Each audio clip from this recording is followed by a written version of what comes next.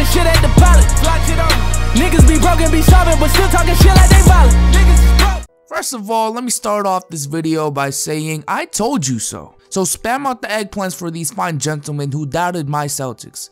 Just spam them out, take the L. Now I did lose all my hope myself. I mean, how couldn't you after game 2? But I had hope, and I believed that the Celtics were not going to get swept before the series started, while everyone from the start thought it was gonna be a sweep.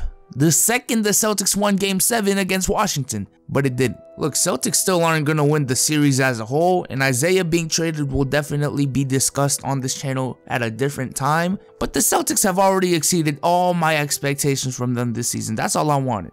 But with that being said, I just wanted to get that off my chest, and let's get right into the meat of this video. So I think even after game 3, we all expect the Cavs and the Warriors to meet in the finals.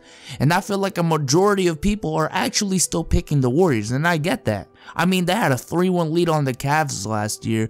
I don't think they're gonna blow that again. And now they have a perennial MVP candidate on their team in Kevin Durant. In some people's eyes, the second best player in the world, only next to LeBron. And especially after game 3, I know people are still going to say, even though it's not really a valid point, that the Warriors are going to sweep a team that is better than the Celtics even without Kawhi, while the Cavs lost to a team at home without their best player, thus proving that the Warriors are just that much better. It doesn't matter if it's right or wrong, people are going to say it, but time and time again, LeBron has proven and reminded us that you simply cannot count out a team with him on that team. Let's just say for the sake of this video, the Cavs win. What happens to the Warriors after that? Because check it out. Steph Curry and Kevin Durant are free agents this offseason.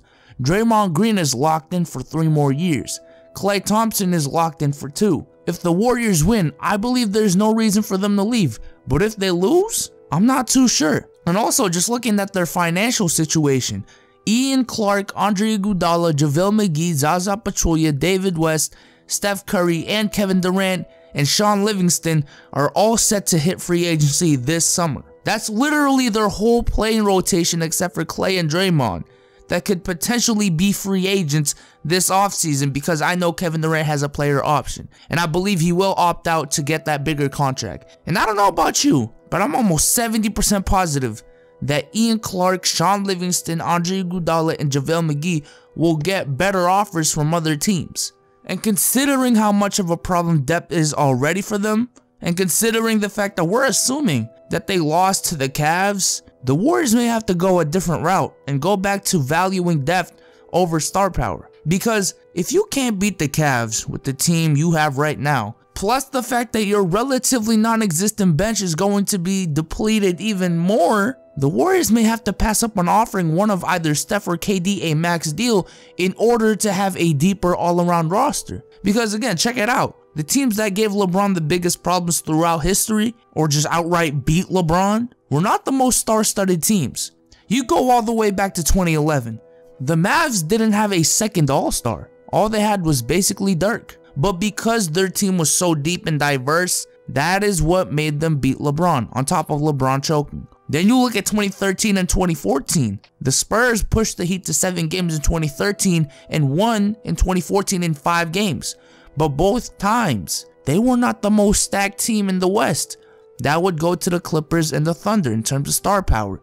But because they were so deep and well coached, that is why they gave LeBron so much trouble. And even in 2015 and 2016, the Warriors didn't beat the Cavs because they had more stars, but because they had more depth. Well, in 2015, they low-key did because Kyrie and K-Love was out. But at the end of the day, even if LeBron didn't have Kyrie and K-Love, he would have won that year if he faced any other team besides Golden State, because of the fact that they had multiple bodies to throw at him in Iguodala and Klay and Draymond. You know what teams didn't give LeBron trouble? The 2012 Thunder, who definitely had more star power than the Heat at the time, but wasn't deep. The Pacers, who yes pushed LeBron to 7 games at one time, at the end of the day were not deep enough. The Hawks in 2015, not only did they lack star power to compete with LeBron, they had such a weak bench. So if I'm Golden State and I lose to Cleveland again, you have to be able to see this pattern that winning against LeBron isn't just about having more firepower.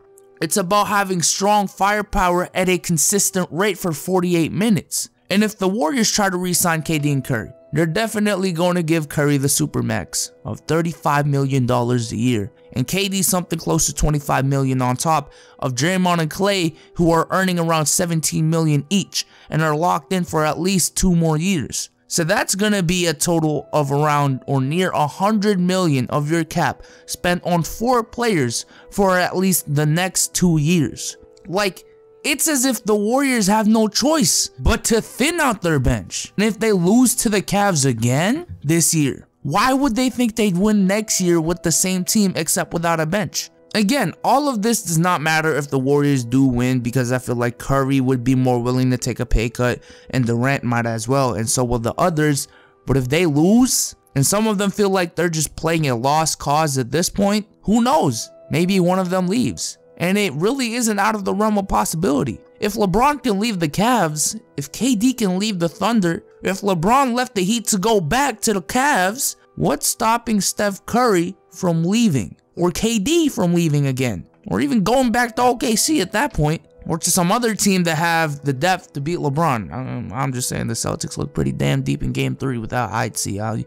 We added Markelle too. Just saying, KD, just saying. And it's not even that I think that these guys want to leave Golden State, because if they had the option to, even after losing to the Cavs, I feel like they would all resign to give it one more go. I think if it ever comes down to this point, it has to be the Warriors management not giving one of either Steph or KD a contract to sign in the first place so that they can deepen their team. Because I'm just saying, it's barely deep right now. They had so much trouble making it deep this year with Curry making $11 million a year. Just imagine how hard it's going to be when Curry gets a $24 million raise and KD gets a slightly bigger contract as well.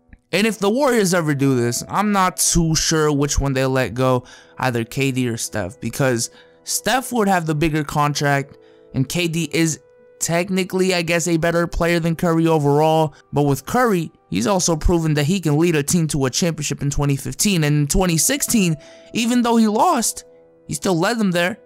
But with KD, the last time he led a team to the finals was 5 years ago. So I don't know, I'd probably lean towards letting go of Steph because of how big his contract is and the money you could use if you don't sign him. But it would definitely still hurt a lot because you can't replace Curry's worth to Golden State. That's like trading away D Wade in his prime for Miami, you know what I'm saying? But with that being said, I hope you all enjoyed this video, and hopefully you guys start thinking about the Warriors offseason, because I think it's going to be one of the most underrated things that people will talk about. But with that being said, I hope you all enjoyed this video, and I am out. Peace.